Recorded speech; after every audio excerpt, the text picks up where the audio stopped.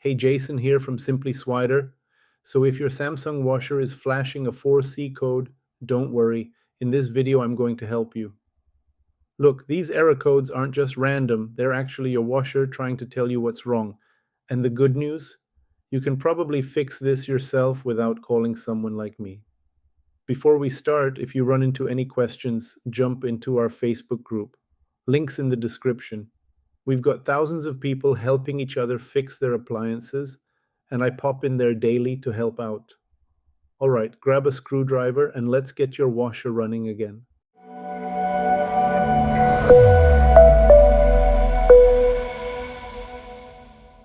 So, what's this 4C code telling you?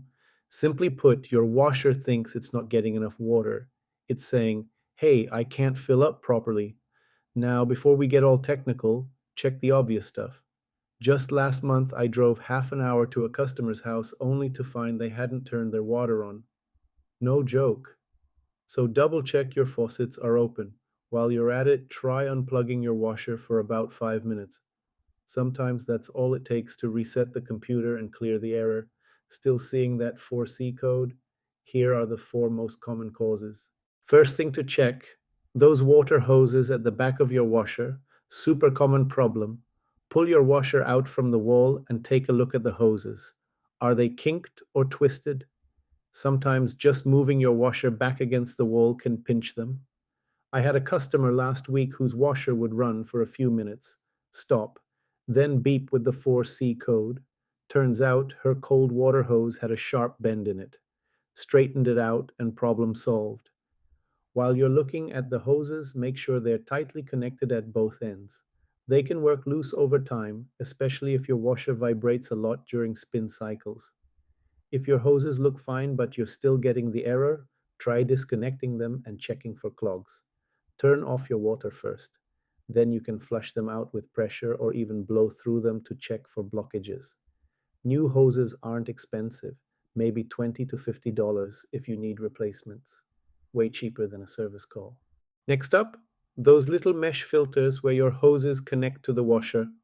These things are dirt magnets, especially if you have hard water. Turn off your water, disconnect the hoses, and look inside where they connect to the washer. You'll see small mesh screens that filter out crud before it gets into your machine. You might need pliers to pull them out, but it's easy. Check if they're full of mineral buildup or other gunk. If so, just rinse them under the tap or clean them with an old toothbrush. Had a customer in our Facebook group who found her cold water filter completely covered in white crusty deposits. She cleaned it, put everything back together, and her 4C error disappeared.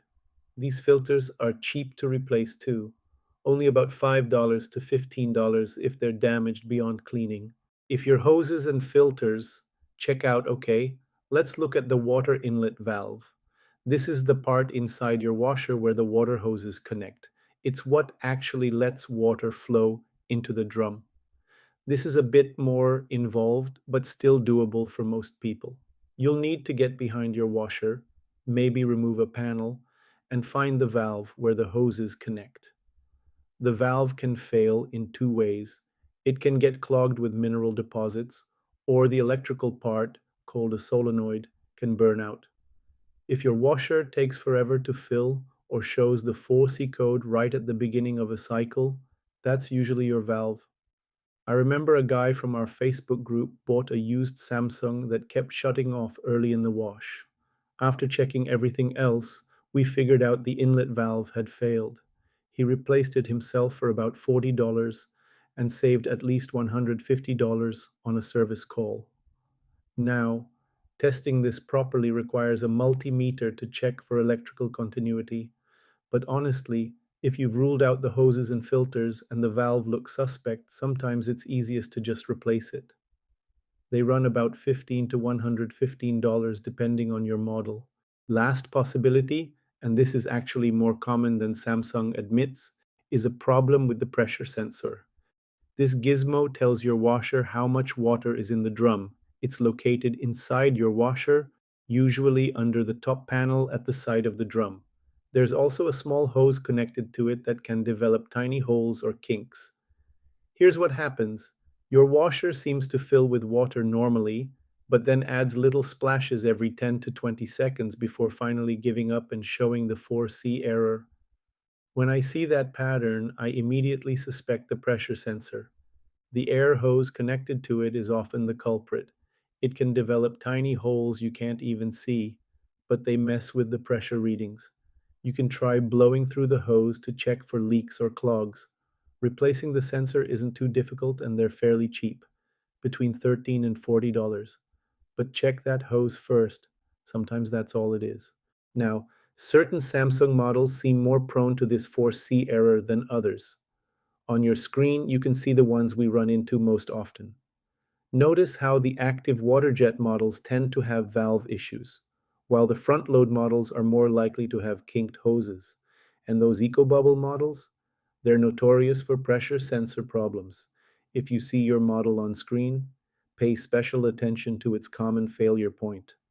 One last tip, don't wait for problems to happen. Next time you're doing maintenance, check those hoses and clean those filters. An ounce of prevention and all that. If this helped you get your washer running again, hit that like button and drop a comment below. Let me know what fixed it for you. It helps other people with the same problem. Thanks for watching. See you next time.